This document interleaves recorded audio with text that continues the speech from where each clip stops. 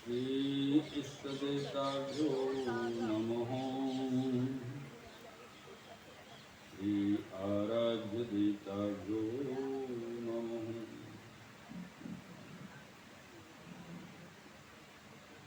श्री गोवर्धननाथ पादयुगलम्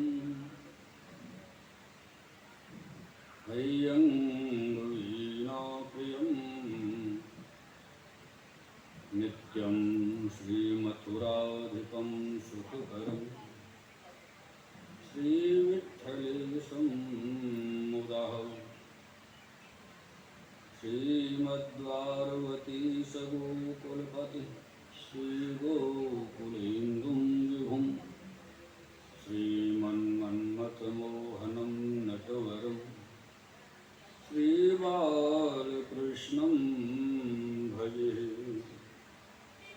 प्रभो नन्दकुमारो मे स्वामिनी वृषभानुजा। कृतार्थोऽहं कृतार्थोऽहं न संशयः।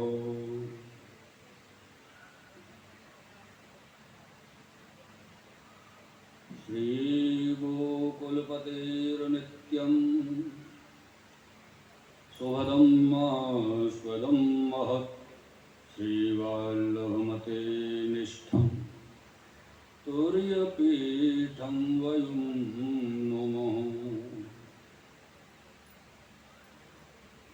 भक्ताभिलाषा चरितानुसारि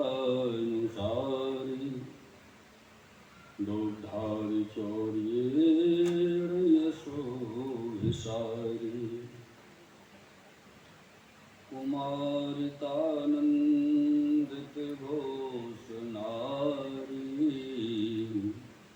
मम प्रभु श्रीगिरिराजधारी।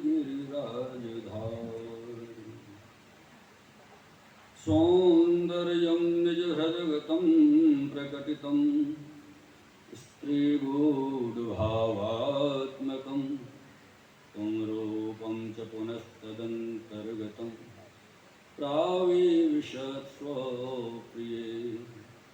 संश्लिष्टावुभयोर्बभौ रसमयोः कृष्णो हि यत्साक्षिकं रूपं तत्तृतीयात्मकं परमभिधेयं सदा वल्लभम्। बोलिए शिवल्लभाधीश की, श्री गोसाई जी परम दयाल की, श्याम सुंदर श्री यमुने महारानी की जय हो।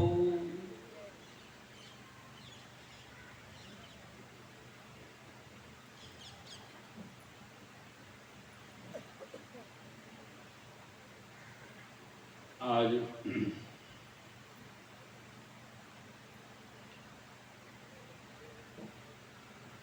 श्रीमद वल्लभाचार्य जी आचार्य चरण श्री महाप्रभु जी महाराज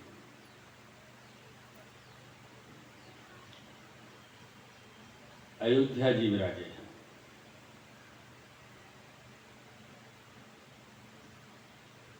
आज के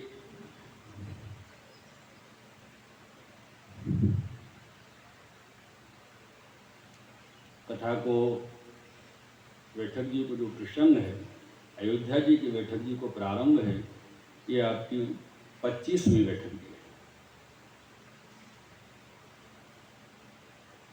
श्री अयोध्या जी में सरयू जी के तट पे श्री गोसाई घाट पे श्री आचार्य जी महाप्रभु उनकी बैठक है। आप वहां बैठे।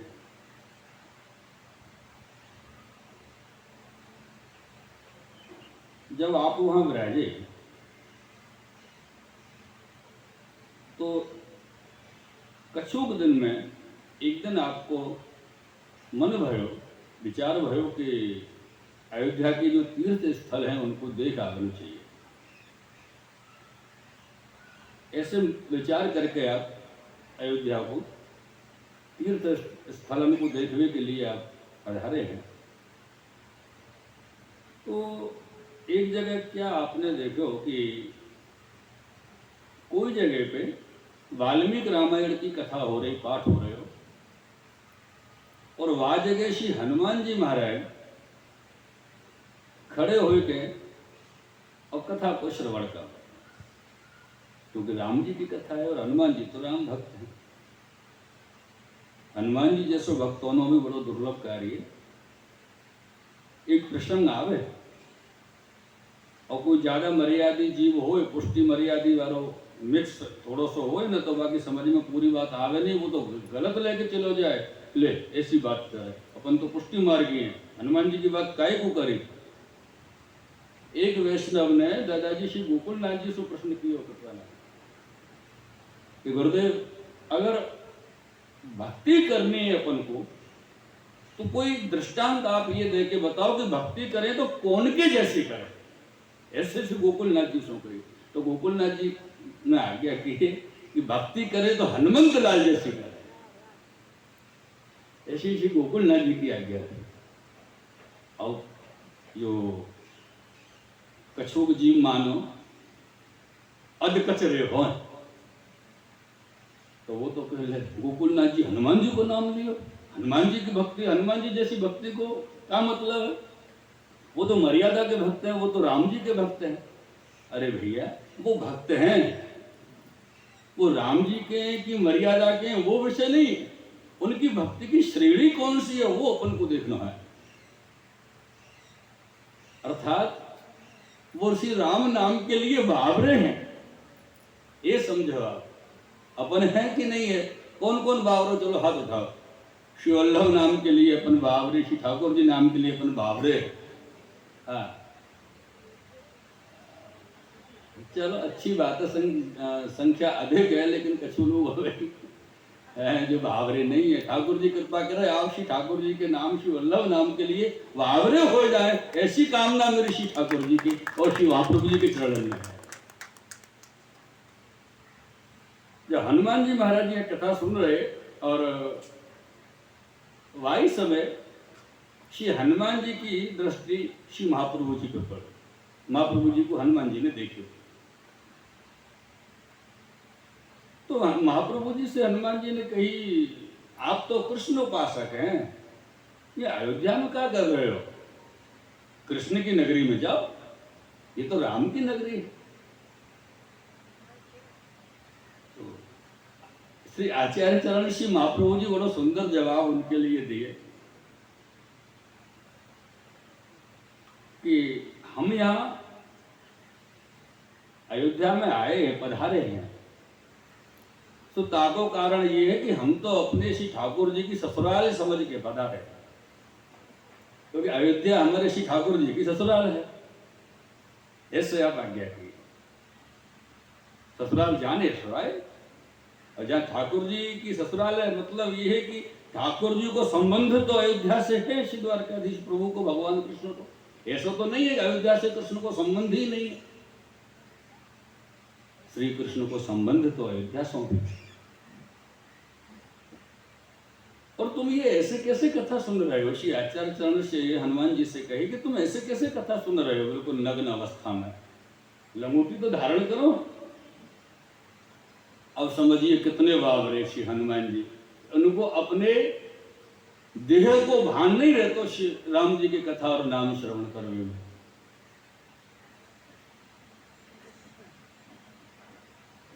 ये जो आज्ञा श्री महाप्रभु जी ने करी कि लंगोट तो धारण करो, वाक्य उपरांत में आज तक भी जितनी भी जगह रामचरितमानस की कथा हो, कि रामचरितमानस को पाठ होता हो, कि वाल्मीकि रामायण होती हो, सब जगह एक लाल वस्त्र बिछाया हो जाए, वो वस्त्र हनुमान जी के लिए दिया जाए। ऐसा नियम वासना से चला आ रहा है।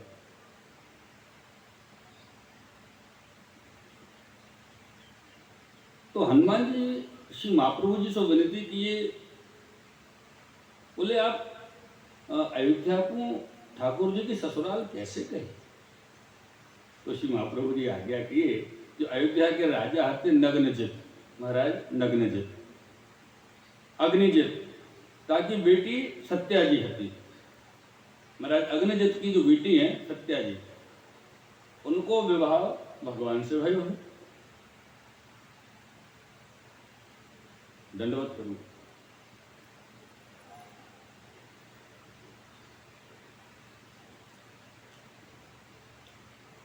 सो अग्निजित की पुत्री सत्या के साथ जब भगवान ने विवाह किया, वास्तव में भगवान श्री कृष्ण ने 7 बैल एक साथ में नाथे, वो वाला जो प्रसंग है वो अयोध्या को है। तो अग्निजित राजा ने सत्या जी को ब्याह भगवान के संग किया। कहां से आप श्री पधारे?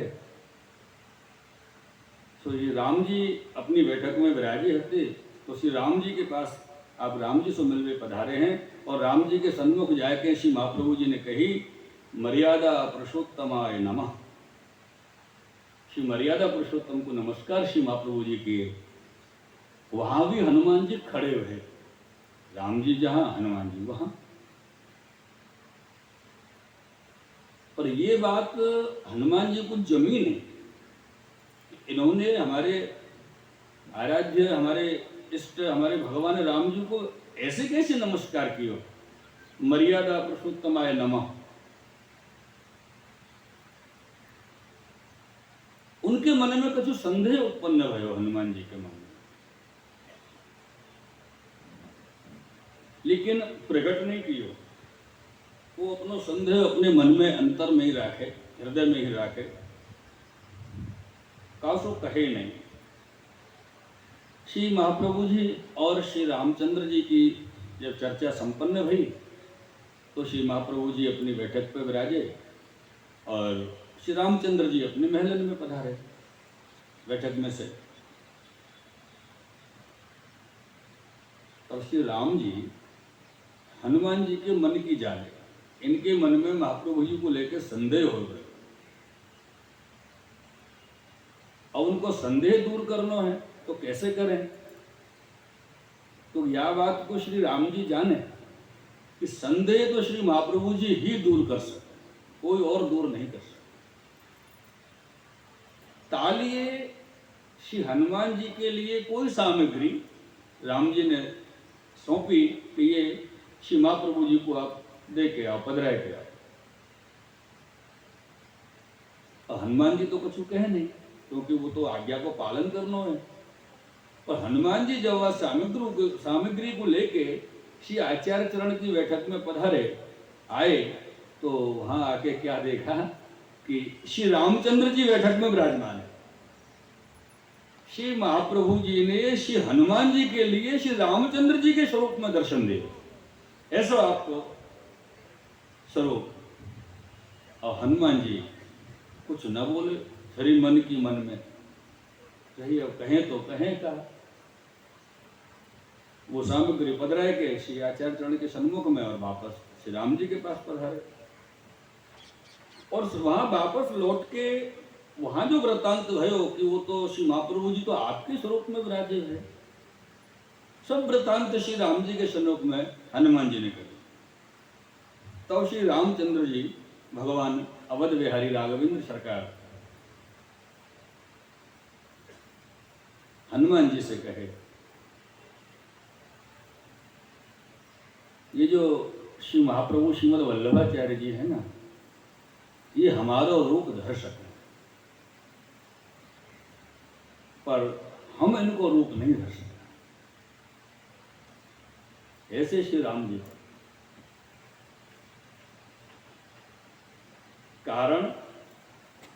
कारण कि श्री राम जी जो हैं वो भगवान पुरुषोत्तम के हास्य के अवतार हैं।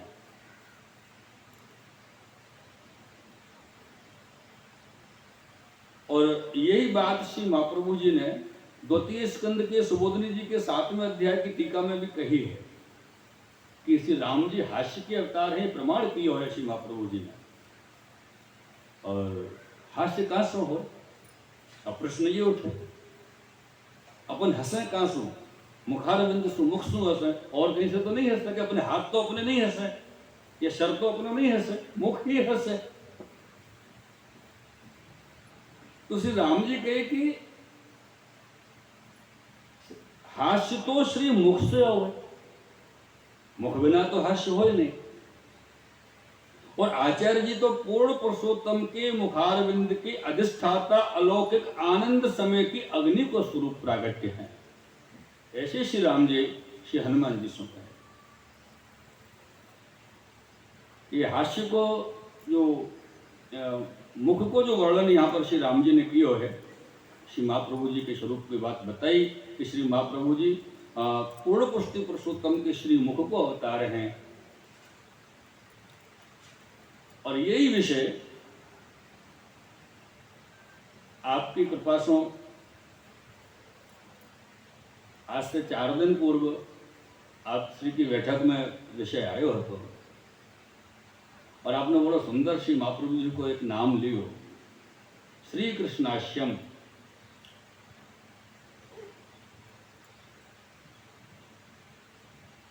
आश्य जो है वो मुख स्वरूप,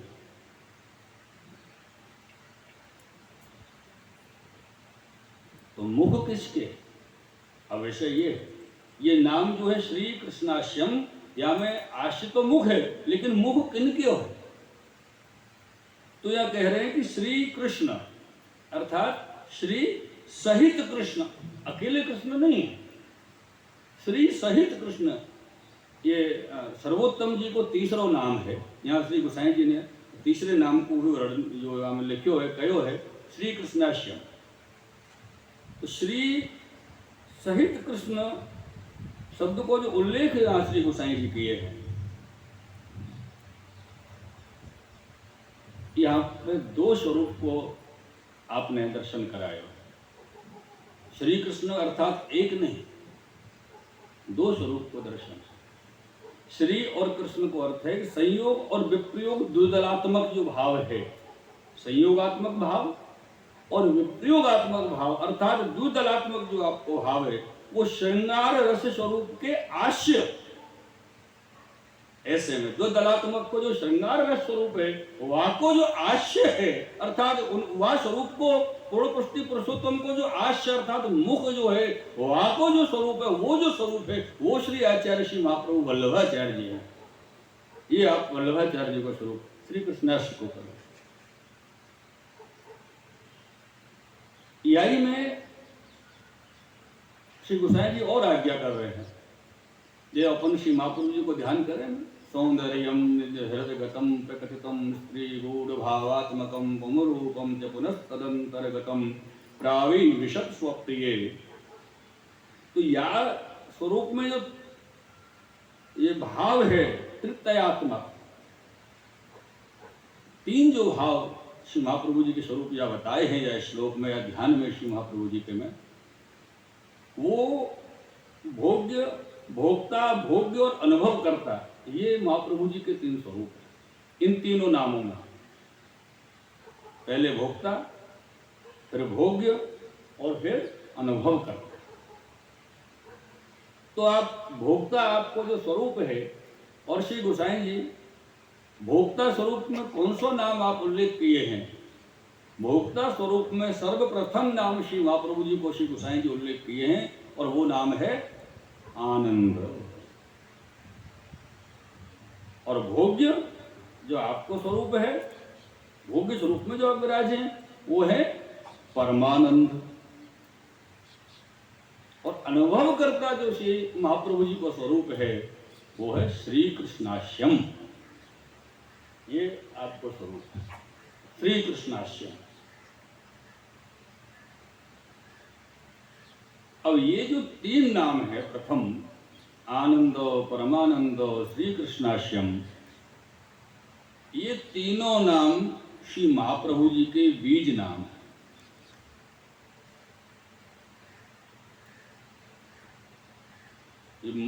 ये बीज हैं, इनसे अन्य नामों की उत्पत्ति है। इन्हीं 3 नामन के 35 नाम पोषित नाम श्री गोसाई जी प्रकट किए हैं। एक नाम के 35 नाम पोषित किए हैं, तो कितने भाई? 35 35 35 105। एक नाम के 35 नाम गोसाई जी पोषित प्रकट किए हैं, 105 नाम सर्वोत्तम जी में श्री गोसाई जी किए हैं। और ये 3 नाम जब मिलाए तो 108 नाम श्री सर्वोत्तम जी में अष्टोत्तर शतनामावली आप प्रकट की।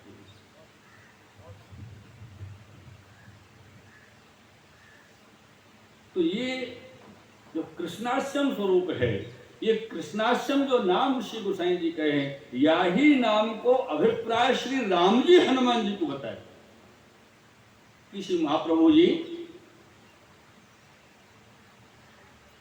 पूर्ण पुष्टि पुरुषोत्तम के मुखारविंद की अधिष्ठाता अलौकिक आनंद समय की अग्नि के स्वरूप को प्राकट्य है, और जो प्राकट्य है वह प्राकट्य को नाम है महाप्रभु जी श्रीमद वल्लभाचार्य।